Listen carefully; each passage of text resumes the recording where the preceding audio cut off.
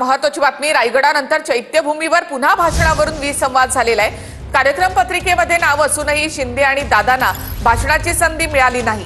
चैत्यभूमीवर फक्त मुख्यमंत्री फडणवीस आणि राज्यपाल यांचंच भाषण झालं। चैत्यभूमीच्या कार्यक्रमात भाषण कट झाल्यामुळे शिंदे नाराज असल्याची सूत्रांची माहिती आहे।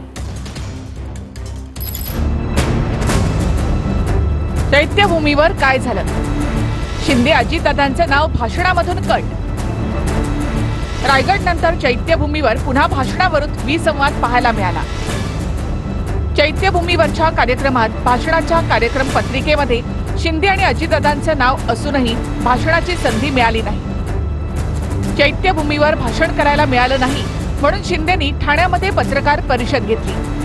राज्यपालांच्या कार्यक्रम पत्रिकेनुसार 10:10 अजितदादांचं आणि 10:15 एकनाथ शिंदे यांचं भाषण होतं। दोन्ही उपमुख्यमंत्र्यांना कार्यक्रम पत्रिकेनुसार 5-5 मिनिटं भाषण करण्याची संधी होती। चैत्यभूमीवर डॉक्टर बाबासाहेब आंबेडकर यांना अभिवादन केल्यानंतर थेट मुख्यमंत्री फडणवीसांचं भाषण सुरू झालं। यानंतर महाराष्ट्राचे मुख्यमंत्री देवेंद्र फडणवीस साहेबांना मी विनंती करते की आपले विचार इथे मांडावेत। सन्माननीय मुख्यमंत्री साहेब। त्यानंतर थेट राज्यपालांच्या नावाची भाषणासाठी उद्घोषणा झाली। Now I request Honorable Governor of Maharashtra C.P. Radhakrishnan sir share his thoughts with all of us. सन्माननीय राज्यपाल महोदयांना मी विनंती करते की आपण आपले विचार मनोगत आमच्यापर्यंत आज व्यक्त करावेत। सूत्रांच्या माहितीनुसार शिंदेंचं नाव कट झाल्यामुळे शिंदेंकडून अधिकाऱ्यांना विचारणा झाली। तेव्हा भाषण नसल्याची कल्पना तुम्हाला देण्यात आली नव्हती का, असं अधिकाऱ्यांनीच शिंदेंना विचारलं। शिंदे अजितदादांचे नाव असलेली कार्यक्रम पत्रिका काल रात्री बदलण्यात आली होती। कार्यक्रमानंतर अजितदादा थेट निघून गेले, तर कोणत्या अधिकाऱ्यांनी कार्यक्रम पत्रिका बदलली याची चौकशी शिंदेंकडून केली जात असल्याची माहिती सूत्रांकडून मिळते। सर, आज चैत्यभूमी इथे तुमचं भाषण झालेलं नाहीये। पूर्वनियोजित भाषण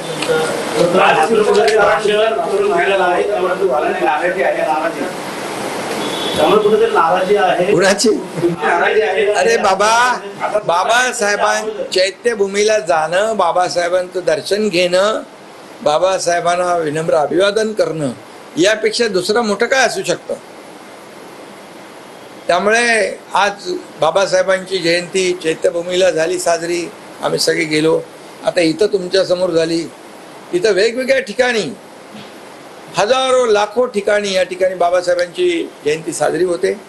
त्याच्यात सगळ्यात आनंद प्रत्येकाला आहे। आणि